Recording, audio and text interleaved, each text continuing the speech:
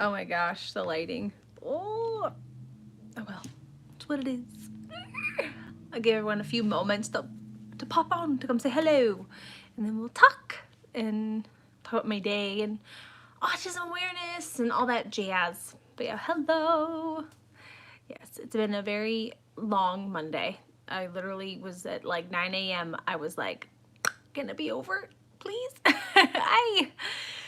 It was just a long day, and hey everybody.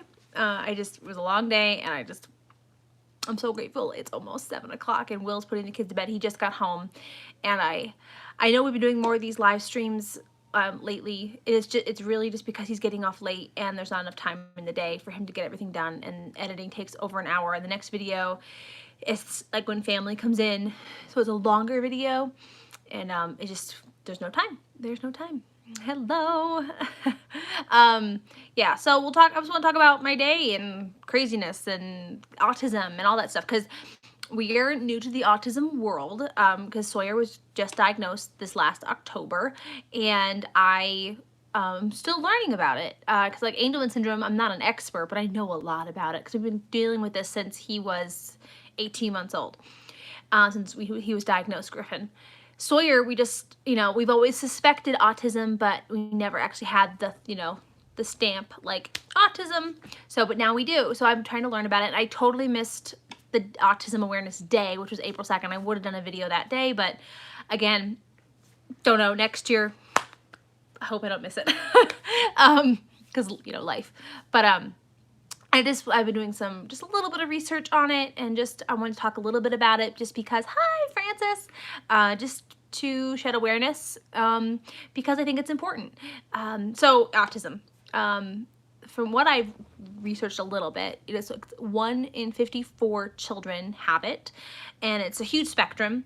I don't know the levels, like I'm still in the middle of it, because I know it's so much controversy with autism, and I think it's because when I was a kid, if you heard autism, it was considered like a severe disability, and like people now have made it where it's almost like a superpower. Like, you've heard autism is my superpower, because I mean, if you know Sawyer, if you've been watching our channel, he's extremely smart, like with numbers and letters and like puzzles, and like, he knows so much. He's like a photographic memory or something. Like, he is very smart. Like, it blows your mind. So it's becoming, I think, not like it is a disability, but there is a gift with it too. And for some cases, at least the ones that I know of, and Sawyer, my only really person I really know with autism, he has like a superpower, and it's just interesting, because when I was a kid, it was not considered that. It was considered, when a kid had autism, it meant something was really wrong, or they saw bad behaviors with kids with autism, and they would think bad parenting. They were socially awkward. They just thought they were introverts. This is, it's really opening up, and I'm so grateful that my son gets to grow up in this world, because I think, 20 years ago, it was not like this. So I'm very blessed that the world is becoming more positive with autism, and not so scared of it, or so like, I don't know, it's become not so scary, because with Griffin's disability, it's not scary, but it's a severe disability, and there's a lot of things going on with it. Autism, I think, the spectrum is so big that if you hear autism, it's not like, oh, you have autism, oh no. Angelman syndrome, if you know about it, there's a lot that goes along with it, and there's a lot of things that your child has to work through and deals with. So I just want to talk about a little bit of autism, because I'm still learning about it. I still have such hope for Sawyer to have so much like potential, like to be able to be a functioning person in society that will have all his hopes and dreams come true. I don't know. That's why we're here in Colorado, a hike from Colorado Springs, because he's getting everything and more than he could ever wish for, being here. And so I'm just so blessed that we are here. And that's why he's in, speech, OT, PT, and ABA therapy, and all that in school too. So he is getting everything. And then that was something I listened to. I watched a couple of videos on YouTube, because I got no time, if you know what I mean. They were saying like over 70% of people with autism don't have employment. And that's a bummer.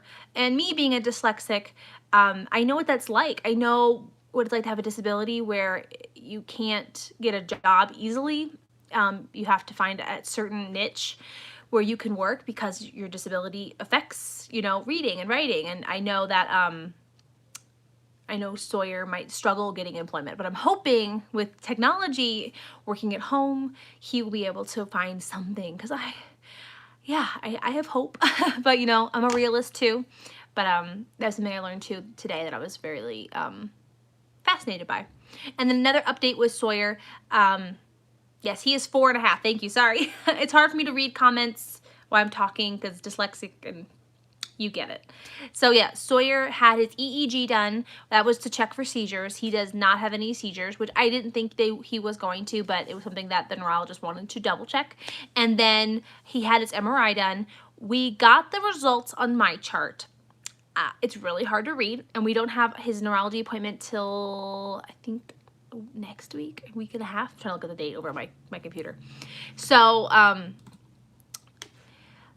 when I look at the chart, it says mostly normal, and then there's one part that says this part is not normal.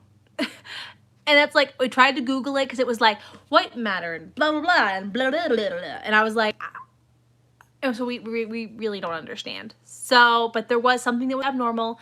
I don't know if that means it's from the brain damage.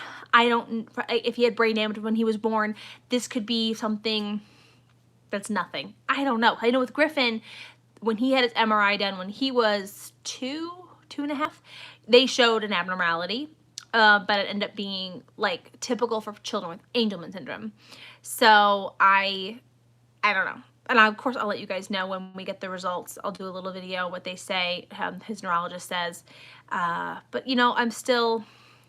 I know autism, there isn't like a reason. Some have like a genetic disorder, like our landing crew, their children have like a genetic abnormality, which causes their autism. Sawyer had his genetic panel. It was normal. Which I was surprised about, which I was like, wow, because I really thought, because Griffin's genetic abnormality, Sawyer would have, but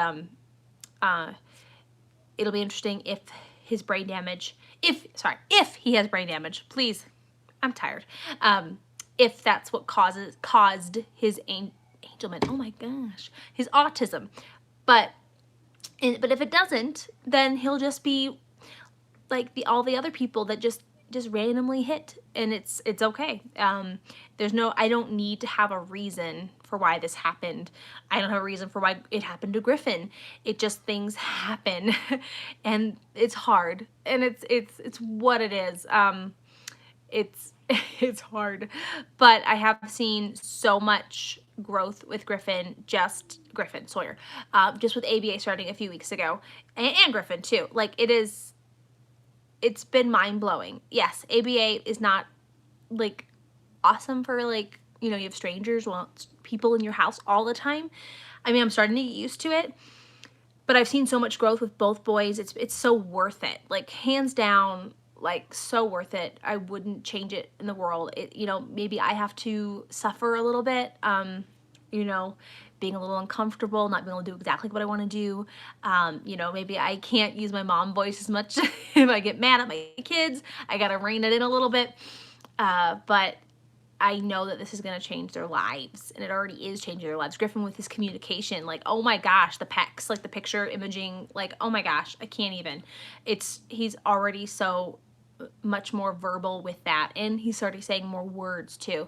So it's just so good. It is so good. So that is my autism awareness little speech. I will learn more. I bet next year I'll have a lot more to say, because I am still learning. I'm still new, and I want to be appropriate. I know that there's a lot of people that, it's very personal, and so many people are affected by it. So I just don't want to make a mistake, if you know what I mean. But yeah, so my day, let's talk about my day. It was a little crazy. I had a gut-wrenching feeling that today was going to be really hard, but it wasn't. I mean, I've had harder days, but every day's hard, but today was hard. Just because we woke up a little late. Always do that on Monday, because we don't want to like believe it's really the end of the weekend, if you know what I mean. So we woke up a little late. We ran around like chickens with our head cut off. Hi! And it was just, yeah. So we got the kids off, and then I had to do a bunch of phone calls. My doctor, I need a prescription for my psoriasis. There's like a big whoop-de-doo. Like the doctor needs to call the pharmacy. I'm trying to get a hold of them. They're not picking up the phone. So I kind of just went like, I have another appointment with them in a few weeks. I'm like, I'm just gonna just wait. I have enough stuff to last. It's just like stuff like that. The little things that just annoy you to death that make you want to just like explode. You just like, can we just get this fixed? Cause I'm just gonna that's how I feel. Like I'm a person that doesn't like things unresolved. And I know I kind of freak out a little bit. Like if things aren't going right with work or things aren't if I can resolve it, I want to resolve it as soon as possible. I don't like things hanging. It's just something it's not a good trait, I don't think. The kids are getting ready for bed. I hear them coming up the stairs. I had to do that, and then I wanted to get on the wait list for the sleep study in Colorado Springs. We have our appointment already set in May, right before Will's parents come out. I think it's the second week of May, to get Griffin's sleep study done to see if he has sleep apnea. And if he does, hopefully they'll take the tonsils out, because let me tell you, those tonsils are flipping huge still. Like huge, like unbelievable huge. But he's not choking, so I feel like, knock on wood, like we're still good. Like he's somehow, I don't know how he's eating, but he's eating. It's crazy town. So I called to put myself on the wait list, thinking that there's no way it was going to happen right away. Like no way. And she's like, hello, oh my goodness, we have a cancellation. Why don't you come tonight? And I'm like, okay. Because my husband said, you know, we'll make it work. If you get it, I will tell work and we'll make this happen. And so I was like, okay. And so we scheduled it, and then I called my husband, and he was like, 'cause I haven't talked to Will yet because this is in the morning, and he said, I'm having a day. Like it's not a good day. Everything's going wrong.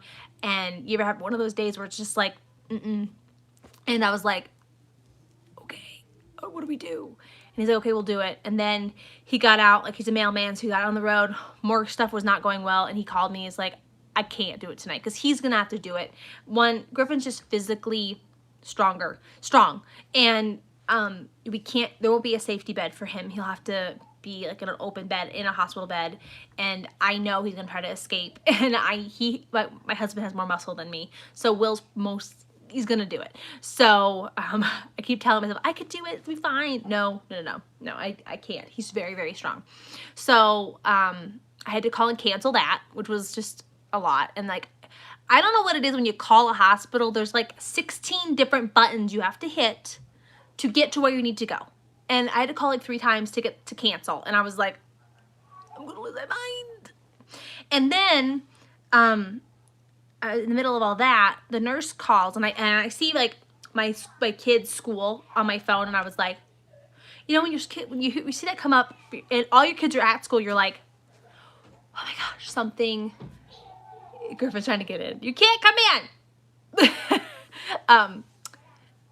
You see that number and you're like, someone's bleeding, someone broke something, someone's hurt, someone choked. All of the things that start just freak. And then she goes, hello, I'm the nurse. And you're like, someone's cracked their head open. You just start panicking. And then she's like struggling talking. And I don't know what was going on in her world, but something was happening. And she's like, well, I was looking at Griffin and his ears. And I'm like, what's happening with his ears? And she's, well, it's hearing. And I'm like, what do you mean it's hearing? And I just start panicking. And eventually, after I don't know how long, it felt like forever, she's like, oh, we tried to do the hearing test and it didn't work. And you need to go get him a hearing test in like a place where they do hearing tests. And she said Sawyer too. She tried to get Sawyer's too. So I was like, okay, sorry, that's the monitor. I'm gonna turn the no, it'll be fine. It'll be quiet down in a second. My hair. So it freaked me out, and then I got really worked up because there were a lot of things going on in a really short amount of time. Yeah, it's not bad. It's just stuff. And I just got really like, so I was like, I'm gonna freak out. Like I need a minute to breathe. And then I have kids under my feet, you know what I mean? And then the boys come home from the bus like 20 minutes later. So it was just a lot going on at once. And I kind of just had like a little moment where I was like breathe, Emily, breathe. And then Will, of course, is worked. He just got off work at 6:30. Like he just got home, and that's, you know, he's been gone since 7:30. It's a long day for him, and it was not a great day. He had so much mail and so many packages. He had to do other people's routes because people called out, and it's, you know, it's a lot on him. And you know, Colorado, the mail has not been as good as New York. It's you know, I don't know why, but it's definitely been harder. Thank you. Like my hair? Thank you so much. I like it curlier too now. It's better than straight. It gives me more like a, I don't know, 90s, 80s vibe. That's what I like right now. But I hear crying. Everyone's fine. They're just getting their teeth brushed. This is the witching hour too, so they're always that they're like hardest right now. What was I saying? Yeah, so it was yeah, Will's worked a lot, and here in Colorado, it's just they've worked him really, really hard. He walks like, I think like 10 miles a day or something. It's ridiculous. And he's carrying tons of mail, and it's just hard. So so we're doing the live stream today because we just couldn't fit it in. But you all understand. You get it. You get the craziness. And then I'll do a house update. So if you don't follow me on Instagram, you should, because that's where I usually have my mini meltdowns. And yeah, I'm not gonna deny it. I do, and I post them because I feel like some people would feel compassion for me, or have been there and understand the situation, because I know I'm not the only one that has mini meltdowns throughout the day or throughout the week. And I just want to share that it's normal and you're not crazy, because I know sometimes I feel a little nuts. I'm like, okay, I'm like, why can't I just not freak out right now? I think because you just hit your limit, you know? It's like you're just like, everything just kind of freaks out. So the house. So if you're new, we are on our 4th buyer for our home. We have had some doozies. I'm just gonna go through it. The first guy actually offered us more money for what our house was up for.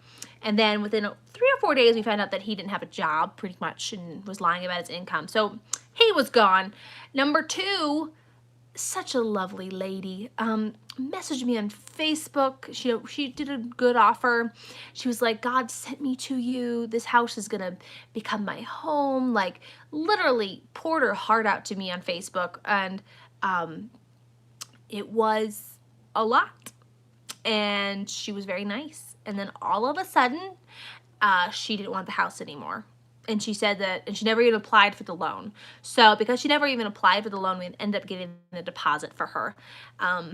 Deposits. That was okay, but it was months, and I ended up she had repairs she wanted to get fixed, and we ended up spending $5,000 fixing the repairs for this woman, because she said, well, the realtor said that these repairs had to get done for the bank to approve her loan. So we could have saved we had to probably do a few of the things, but we probably could have saved like $3,000. It was just heartbreaking and disgusting. She was such a hypocrite, a liar, because she didn't follow through on her end. She never even applied for the loan. It was like a scam. It was so weird. And then all the God stuff, which I don't like people doing that. Like, it's not okay. It's just not okay. Like, I believe in God, but like, don't be doing that. Like, it just makes me feel icky inside. So, and then number 3, we get, everything seems good. Everything's great. Got an offer. We had a, we're so stupid. Like, I feel dumb, but they had their loan had to be got by February 27th. And so I remember calling the realtor, and she was saying, you know, they need more time. They're not going to file an extension. It's no big deal, but they just need a couple more weeks. And I was like, okay, you know, and then they were getting their appraisal done. They were doing all their, like, the paperwork stuff. And then my realtor called me, and she was like, something's wrong. And I'm like, what? Like, I felt like the mic dropped. I was like my whole world went, no. And she goes, they haven't got their loan. No one's calling me back. I've called the realtor. I've called the bank. I've called the buyers. Nothing's happening. And then and this was like, we gave them 4 extra weeks, like, until we started like saying, show me the papers. And so they we said you had to get the loan. The bank said they could not get the loan because of something traumatic happened in their lives. And we were like, and so my realtor fished around and found out that he was getting a divorce and his wife left the state with their son or child or whoever it was. I don't know. And the bank is worried about child support, and that's why they're not approving his loan. But then we get like a whole bunch of lies. And then the bank, then the realtor of the buyer writes our realtor saying, no, they just need paperwork from the IRS. This is nothing. And it was like a bunch of craziness. And so then we find out that then we have somebody else behind us, we have somebody else like in the sideline waiting to make an offer on our house too. Because I guess, in Seneca Falls where we used to live, not a lot of homes are for sale. So we had a couple people interested, which was really great. And so they put a backup offer in, if we got the release on the house from the bad buyer. I call them the bad buyer because they're bad. And so the buyer wouldn't release us from the house because they wanted to keep trying for this loan because the bank never denied them. And even though they were 4 weeks past their due date for having the loan. And I guess in New York, I don't know about other states, there is no law that protects the seller from the buyer releasing us from the contract. And so they could have held on to the house forever, for months. And it would get me, I got really mad when I would call my realtor and my lawyer and I go, what the hell? What is happening?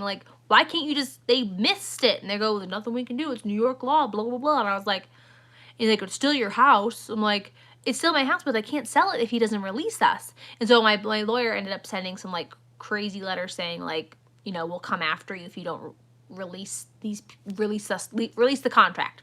So they ended up finally releasing us. So as of today, we are released from the bad buyers. We have these other buyers. Who knows if they're crazy or not? I'm not getting my hopes up. They put an offer in. It was a good offer, not as good as some others, but we're at a point where it's like, we need to move on. I need this to end. I need it to end. And we should know by April 30th if they have their loan. My realtor says they should have it before then. We're just waiting, but I'm scared to death. I mean, four, who, wait, what? Is this normal? Four? This is awful. I'm just so done. No. So, yeah, I'm a little traumatized from selling a home. This is not great. I don't like this at all. I hope I never have to go through this experience again. And I can't, you hear everybody else I sold my house in 24 hours. I got paid and I'm done. I'm like, we're on, I don't know, 6 months. Yeah, so it's definitely not normal. Thank you. So we see, people say, I shouldn't freak out about my life and, it's not as hard as everyone says. It's hard. It is hard. I think with 6 kids, 2 disabilities, I'm working and my husband's working, got the house drama, my mother passed away, my dad went MIA. My life is crazy. It's hard. It is not, I'm not saying, no, I know people have it hard. And I know other people have their own other drama. But gosh darn it. I'm ready for a break. I am ready for, I just tell my Will, I told my husband, can I just have a month? Just a month of just normal stuff, no drama, kids are okay, school's going well, no crazy appointments. Because we have so many appointments and I think it's never going to end. I really do. I think it's a cycle. It just keeps going. I have an IEP meeting. I have hearing tests I have to schedule. In New York, getting therapy was so hard. And the therapy was kind of not the best. And people did not work like they do out here. Everyone is very involved. Lots of meetings. There's with ABA, there's a meeting every other week for the parents, to go over everything. And it blows my mind, and I don't think it's gonna get easier. And it's okay. I just have to get used to it. But it's hard. I'm sorry. It's really hard. I don't think I'm the only one. I can remember before children, when I was younger, I could go a couple weeks without some serious drama, not, or it would be easier, and I'm not saying that the kids are the problem. It's just I didn't expect it, and I wish it could just chill just for a little bit. I'm hoping in July we're going to I don't know when in July, but we're going in July sometime to Will's family's house. I'm hoping, sorry, my power just kind of, it's fine. I'm hoping that in July when we go see Will's family, I think we're going for like 2 weeks or so, that those 2 weeks are chill. No drama, you know, maybe just, you know, normal kid stuff, you know, but nothing intense, you know. That's what I'm hoping. But I don't know. It's been a lot. If you've been following me for a good while, you've known that my life is intense. And I want to share it, 'cause I know some people, I've had a few people message me going, you know, you're not grateful, you don't see the good, and I do see the good. But when you're every other day is really hard, you know, you want to share. I want to share it because I want people to know that if you're going through it, you're not alone, and it's hard. It's hard. Will's family lives in California. That's where I grew up. If you didn't know, like I need my computer on so the light. I need light.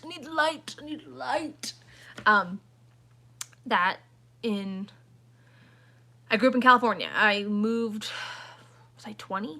I think 20 is when I moved. Me and Will moved out of California to New York. Well, we went from Florida for 4 months, I think, and then to New York for 10 years.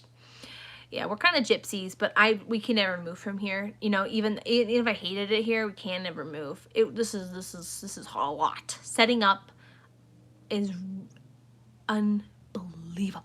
Like the amount of paperwork, the amount of meetings, phone calls. Like I'm shook. Like I'm like, this guy, you know, no, I can't. No, never moving again. The Colorado Springs is home for life.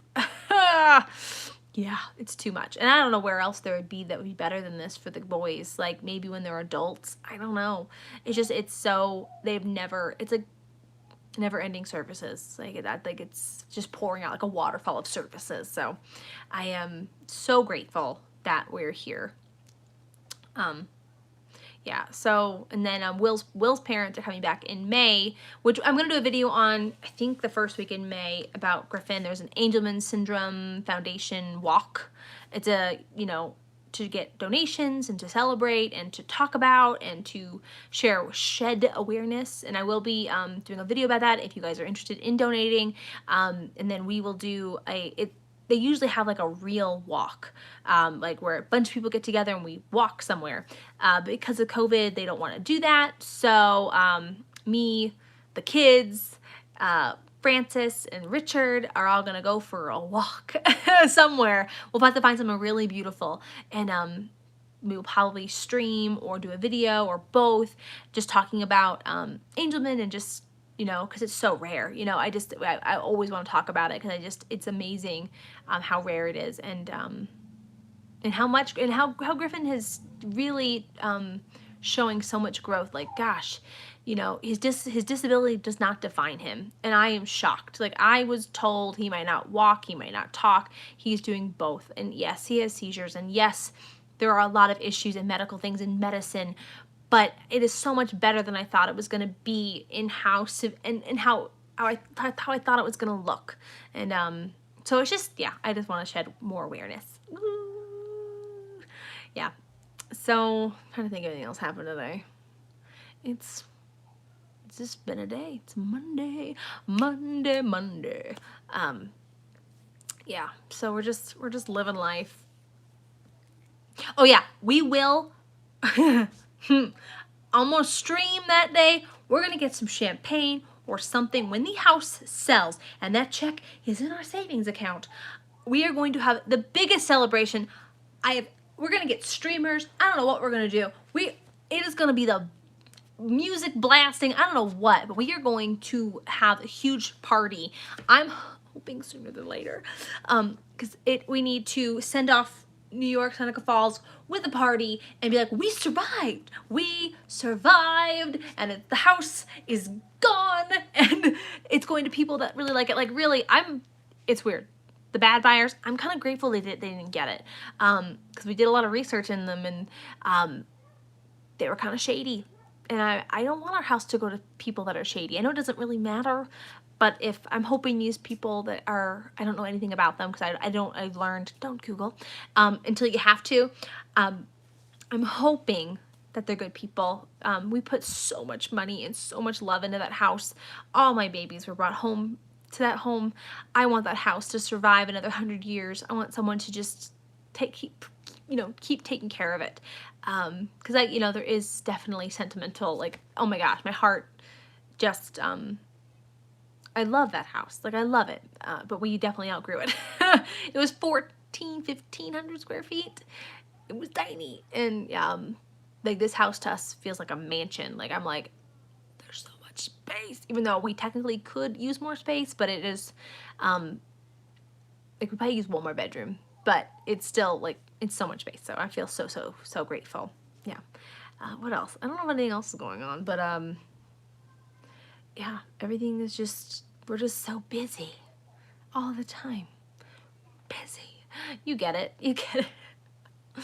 Yeah, I'm so excited for summer and spring. I think I'm gonna get one of those, those Target ones, like $300, those like blow up slide, like water park things you can buy, for the backyard, because I know the kids will get so much playtime, and I know with ABA here, it'll be something to do outside, and I want to be outside as much as possible, because I'm just so ready to be doing fun things in the warm weather, because the weather here has kind of been funky. It's been warm, and now it's kind of chilly. You gotta wear a sweatshirt, but I'm ready. I'm ready. And I keep thinking, because, like, where we're from in California, like where I grew up, well, I grew up in the Bay Area, and, like, till I was, like, 10 or 11, and then I moved to Central Valley until I was 20. So, like, 10 years in the Bay Area, 10 years in the Central Valley of California.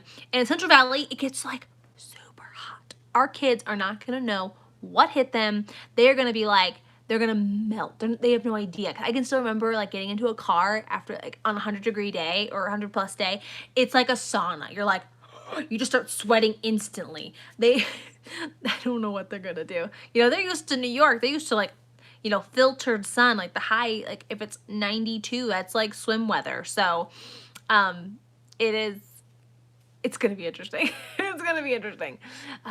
But I'm excited. I'm excited to go back, because I was thinking about it with Will. California was the last place. My mom was really healthy, because she started getting sick right after we moved, started showing signs of COPD or whatever she passed away from. So, it will, I think I'm going to cry a little bit, because there's going to be a lot of memories, good memories, and I'm going to miss it. Like today, I kind of bawled in the car a little bit. There was a song on the radio that reminded me of my mom.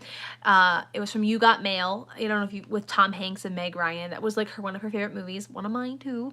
And she actually bought the soundtrack to that movie, and she would play it all the time in the house, and it was on the radio, and I just like stopped, and I just was like, I'm never going to share that movie with her again. And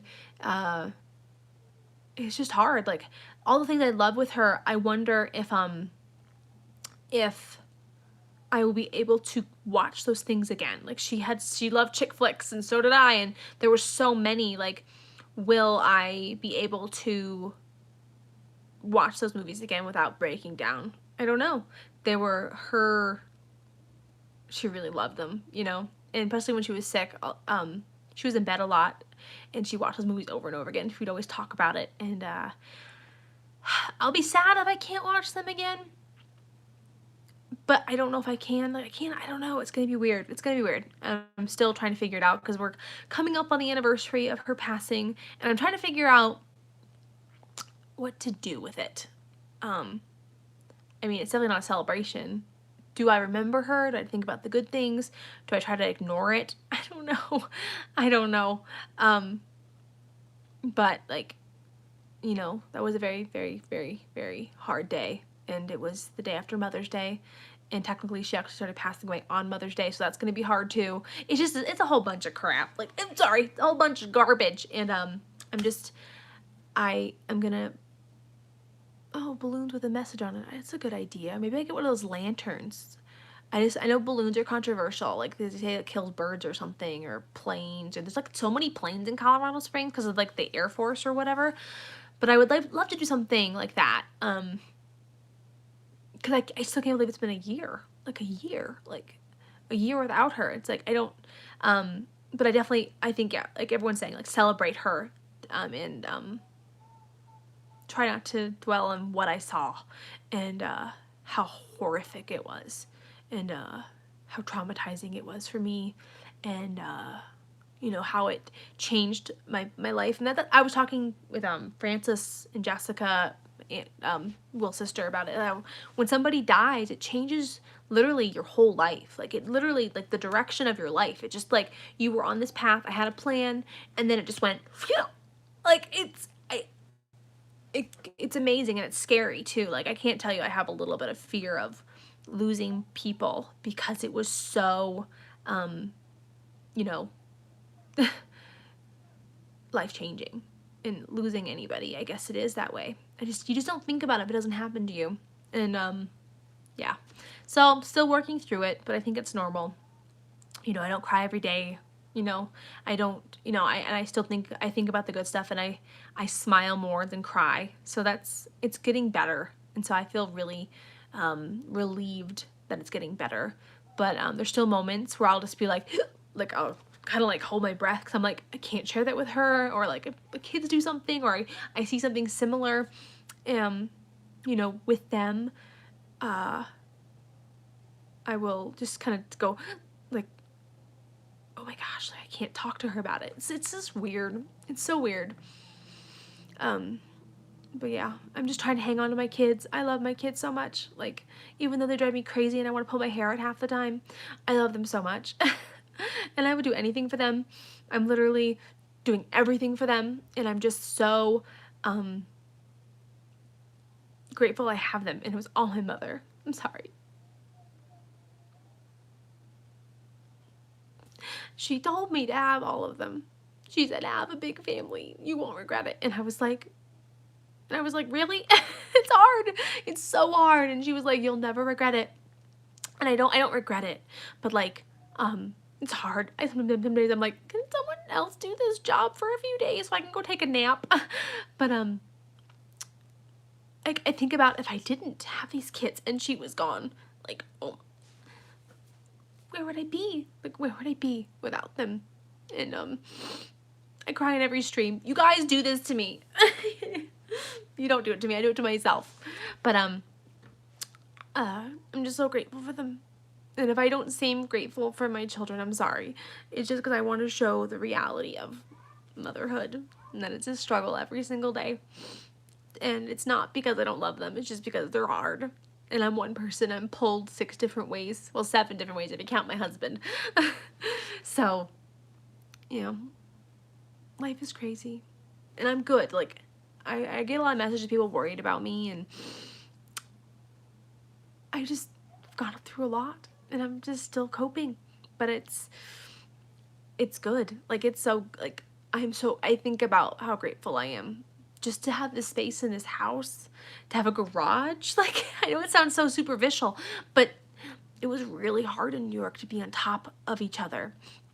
And to have fast food joints, or that the kids have good, like, they like their school and they're making friends, and to have the beautiful mountains to look at every single day. And like, when you question, if there's more than us, if the purpose of life, and you know what I mean? You look at the mountains, you go, somebody had to think of that. Like, God was definitely part of that. Like, it's so beautiful, and I try to count my blessings every single day, but I do crack a lot, and Will is, concerned how much I crack. But I don't know if it's hormone related, because it usually happens around, and so I'm just keeping a track on it, and I'm gonna talk to my doctor about it too, if it's hormone related. I don't know if they can do anything about it. I don't want to go on birth control, because I was on birth control once, and they made me kind of nuts. Not like nuts, like just kind of like PMS, like on steroids. And I feel like if my breakdowns are from PMS, then holy crud, like I don't know what I'm gonna do. I'm just trying to be proactive in my health and proactive in my mental health, so I'm okay. Yeah, someone said to get a tattoo. I think I just saw. I'm not one. I don't. I'm not a big fan of needles, but I will. I'll get my blood drawn and stuff. But I'm not. My mother wasn't a big fan of tattoos. I'm not against tattoos. I think do you. You know what I mean? I just like I wear my ring for her, and I keep having things around. I just I can't see me getting a tattoo because I know it was not one of her favorite things, and I'm